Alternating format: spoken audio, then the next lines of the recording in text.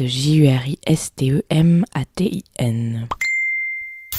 J'apprends dans la police que les jeunes personnes interpellées dans les conditions que l'on sait à Mantes-la-Jolie l'auraient été pour participation à un groupement armé selon les déclarations du procureur de la République. Quelques petites observations et explications. En clair, si vous participez à un attroupement en étant porteur d'une arme, c'est une infraction pour laquelle vous pouvez être interpellé et placé en garde à vue. Si après des sommations de dispersement, vous ne vous dispersez pas, la peine encourue est encore plus sévère. Si vous participez à un attroupement sans être porteur d'une arme, en revanche, c'est si et seulement si vous ne vous dispersez pas que vous êtes en infraction et pouvez être interpellé et placé en garde à vue. Donc, moi j'aimerais bien savoir, y a-t-il eu sommation de dispersion? Et les personnes avaient-elles réellement la possibilité matérielle de se disperser? Si l'on en croit un témoignage dans un article du Monde, non. Je cite, « Les lycéens ont voulu bloquer l'entrée du lycée situé au fond d'une impasse. Mais ils ont vite fait demi-tour car les policiers qui étaient en planque tout autour les attendaient. » Détaille un résident. Comme la veille, ils ont ensuite voulu les attirer vers le Val-Fouré, sauf que les forces de l'ordre étaient réparties des deux côtés de la rue. Du coup, ils se sont tous fait coincer derrière la maison des associations Agora,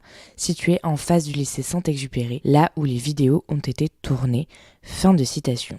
Donc, sauf pour les porteurs d'armes ou si d'autres infractions imputées précisément, les interpellations dans ces conditions me paraissent un peu contestables. Par ailleurs, à titre informatif, pas de comparution immédiate possible pour ce délit de participation à attroupement, armé ou non, qui est considéré comme un délit politique. C'est jugé. D'où l'importance d'avoir une défense de qualité et de se préparer à ce type d'événement, la garde à vue et l'éventuelle comparution ensuite devant un tribunal. Si possible d'avoir le contact d'un ou une avocat habitué à ce type d'affaires qui aura les bons réflexes. Autre remarque, certaines personnes sont placées en garde à vue avec d'autres chefs d'inculpation, toujours selon l'article du Monde. Violence sur personne dépositaire de l'autorité publique, outrage, rébellion, et il restera de toute façon toujours la possibilité de voiture-balai de la répression en manif, la participation à groupement violent, qui, elle, permet une comparution immédiate. La vie est bien faite, sachant que le parquet peut très bien faire évoluer les chefs d'inculpation en cours de route. La vie est décidément bien faite. PS.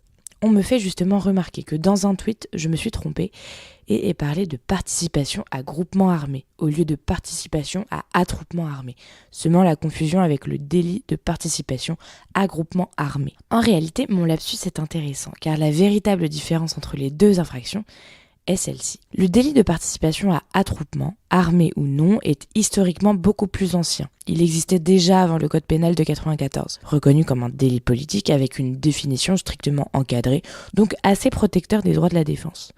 Mais comme ceci est justement un peu trop contraignant pour les tenants de la répression, ils utilisent désormais le délit de participation à groupement violent introduit dans le code pénal en 2010 et visant initialement les bandes violentes hors manif. C'est un délit beaucoup plus facile à caractériser et qui permet un passage en comparution immédiate, et ceci pour réprimer exactement les mêmes faits que ce qui devrait rentrer dans participation à attroupement. Mieux, pas besoin de sommation avant de choper tout le monde. La répression s'adapte, c'est formidable. Pour Mantes-la-Jolie, qualification retenue pour un rappel à la loi, participation à groupement en vue d'eux.